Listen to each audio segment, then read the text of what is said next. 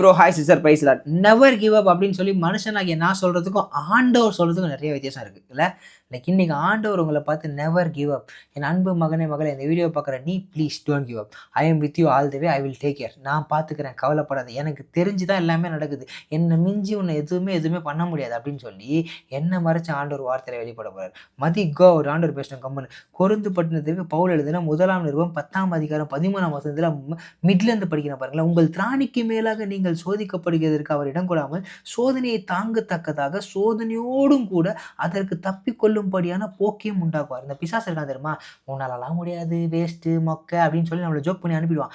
ஆண்டவர் சொல்றாரு அதெல்லாம் ஒரு லெசன், நீ லேர்ன் பண்ணும். அதெல்லாம் படித்தாதான் ஒரு ஸ்ட்ராங்கான ஒரு பேஸ்மெண்ட்டில் நிற்க முடியும். என் அன்பு மகன் நான் தான் உனக்கு அதெல்லாம் கொடுக்குறேன், ஜஸ்ட் ஃபேஸ் இட், அதை உன்னால் முடியும், நான் பார்த்துக்கிறேன், நான் உன்னை கைவிட்டுற மாட்டேன் அப்படின்னு சொல்கிறார். அது எது நீங்கள் படிக்கிற படிப்பா இல்லை உங்கள் ரிலேஷன்ஷிப்லையா இல்லைனா நீங்கள் பண்ணுற பிஸ்னஸ்லையா எந்த இடத்துல தடுமாற்றத்தில் இருக்கீங்க சோதனைக்குள்ளே சிக்கிட்டு இருக்கீங்கன்னு எனக்கு தெரியாது. ஆனால் ஆண்டவரோடு கூட சேர்ந்து போராடுங்க. Never give up, don't give up, God will take care எல்லாத்தையும். புரியுதா? பிசாஸ் ஜோக் பண்ணுவோம். அப்போ தெளிவாக பாருங்களேன், தப்பிக்கொள்ளும்படியான போக்கையும் உண்டாக்குவார். அவர் கூட தான் உண்டாக்குவார். நீங்கள் பிசாசு கூட போனீங்கன்னா தப்பெல்லாம் வைக்க மாட்டான், உள்ளே போய் சிக்கி விட்டு மாட்டி உள்ளே உள்ள வச்சிடும். புரியுதா?